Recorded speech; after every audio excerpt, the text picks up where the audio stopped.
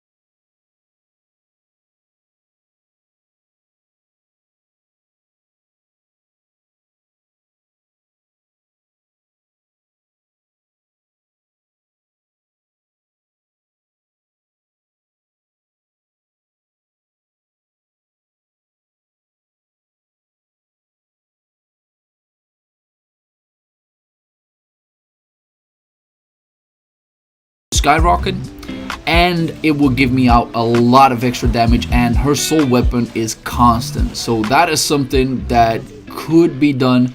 Then again, onto your main damage dealer, you won't have anything of the sort of extra damage. May it be a hybrid book of animals, may it be a Lulu necklace, or even if you're crazy enough to put a book of the mad onto that Cecilia. Now teams like these can generally get up to wave 40 if you do gear them properly, but I find it less damage overall.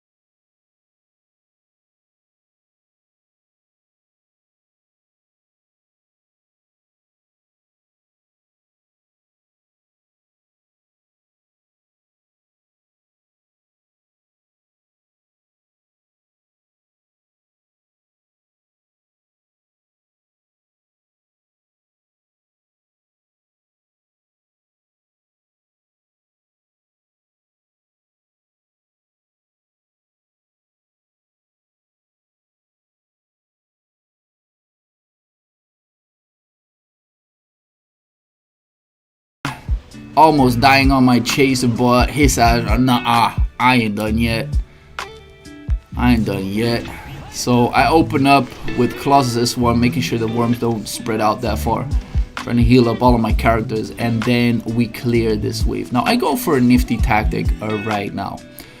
What I do is I go to the next team. Reason for that, my Celine would have one stack onto a wave, where then she doesn't need that starter, because I believe if I start at wave 31, chances of me dying would significantly increase. However, a boss instead does not really matter. I got enough time to pop this. So what I tried is, I was trying to pop the S3, but I didn't have enough mana, so S3 Kayn did not prevail, unfortunately. But I'll go over the reason why I pick Kayn in this team in a little bit. But first off, some tactics that I do use onto this run as much as possible. So what I do, I always keep my eye on the Spirit Morph Ring. Just before the Spirit Morph Ring, I make sure that I still have a shield cooldown up, or I get a stun from Glenwiz out, or a stun from Rahardna, just to give me an extra second that may be necessary, just like this one, to prevail and to let my characters survive. And now every single time I try this Kayn stuff out, because it was the very first try, and now I get 10 stacks in because this wave is actually taking a little bit. Now, Celine has not been popping any skills as of yet, therefore my damage is a little bit lower. And whenever I pop the Kayn S3 onto the God form, I press then Rahardna's S3 to lower the cooldown. So I have a 100% uptime. Then we go to Skavir, and then we melt this dude. I said, and he's dead. Oh, you gotta love this. So the last, I would say 5 waves, up to 40, I just open up with the S3, bug repellent, and we just shoot him down all in one go. Super easy. And now I need to check once again very solidly what I need in terms of damage. Now I tried an S1 to cope with a little bit of the damage, and then I had to pop the barrier, the shield, to make sure I don't die. Wave 38 is quite simple in my opinion, because you can just shoot it like the wave 30 to 35.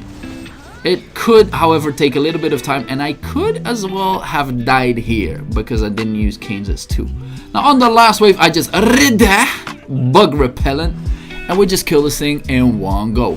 And now I can take a breather. So for the builds that I'm using, now let's go over the main team first. Let's look at my Celine right now. Currently she is 1.1 million damage, still on 19. Whenever she gets 20, that's gonna be godlike. And if you look at her Transcendence, I pick over the concentration, so I stack up more crit damage over time. I believe it to be better than the precision shot, even though it is 20% attack, which is a lot. Now I have been debating on switching the Lulu's necklace out for a 5-star Book of the Mad, but with the mana that is necessary to spam some of the skills, then I may fall dead at some point because the lack.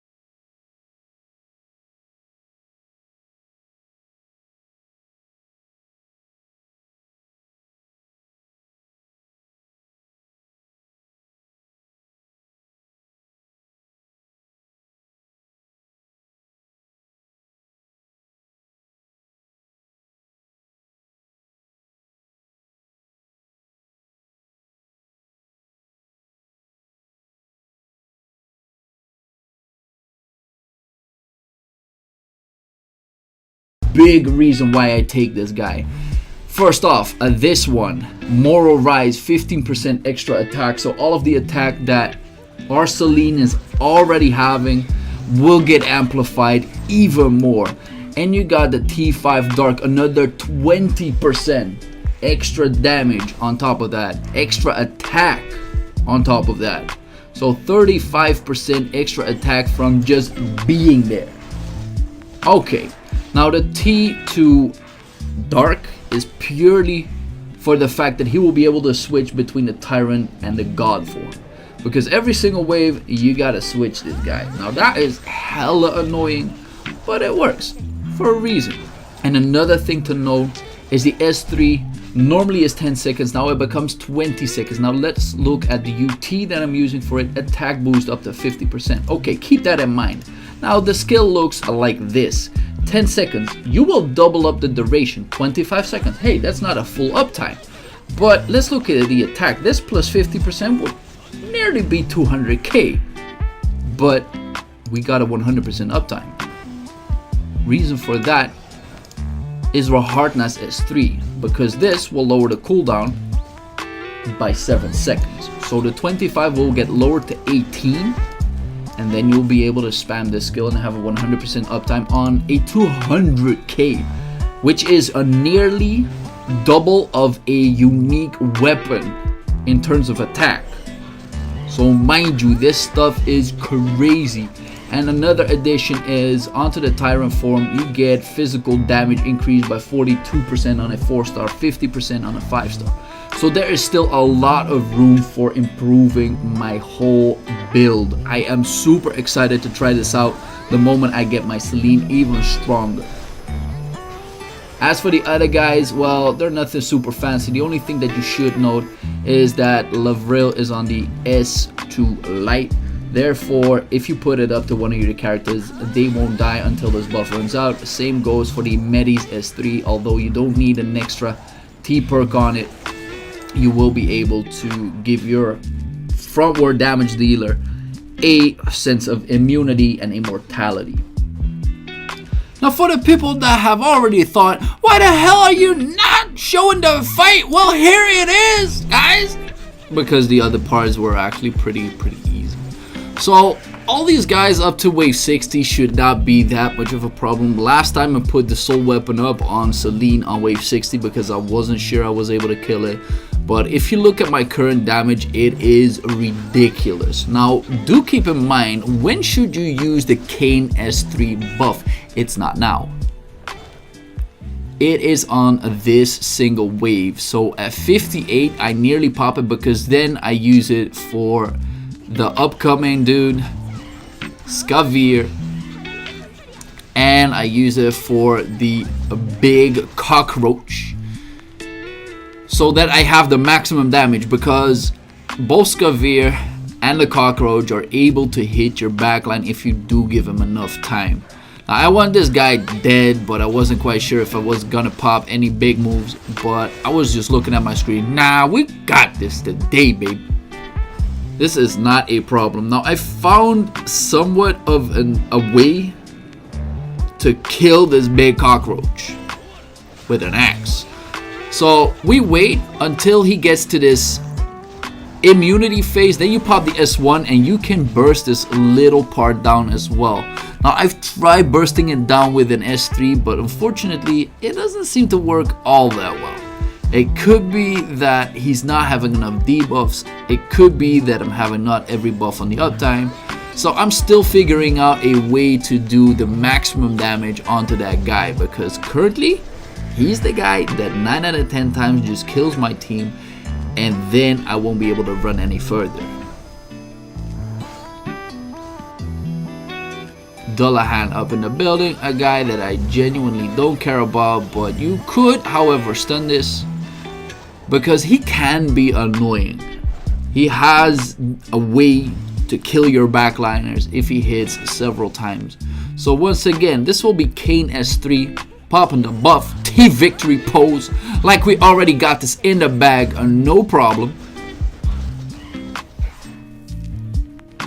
And we pop this guy's cherry.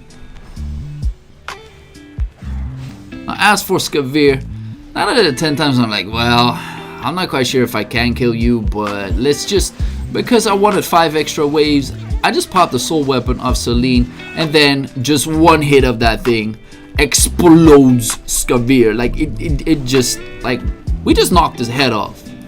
Once again, the cucaracha. And let's see how much damage we do to this guy. Then one big hit, hopefully, there we go. That was the soul weapon, and now I S1, making sure that this cockroach is dead. We got the bug repellent on deck. So right now I'm not quite sure how much a corrupted lich is gonna do in terms of damage. So I tried the S3, see how much damage I can do.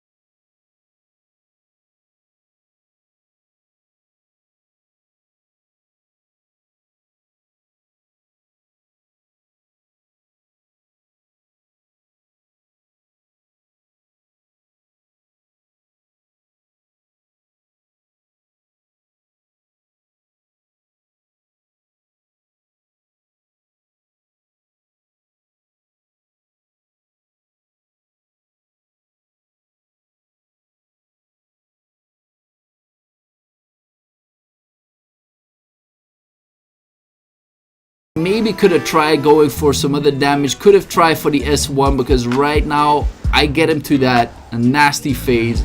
I still kill him. I was so hesitant on popping any of my skills, so that is a thing for me to be real about. I could have maybe gone even further than this, but that unfortunately cannot be done because, well, this can only be done like once a week. Sad. Oh well, but that is up for the Eclipse run. I hope you guys enjoyed. If you have any questions, put them into the comments. This was Twebby. Peace!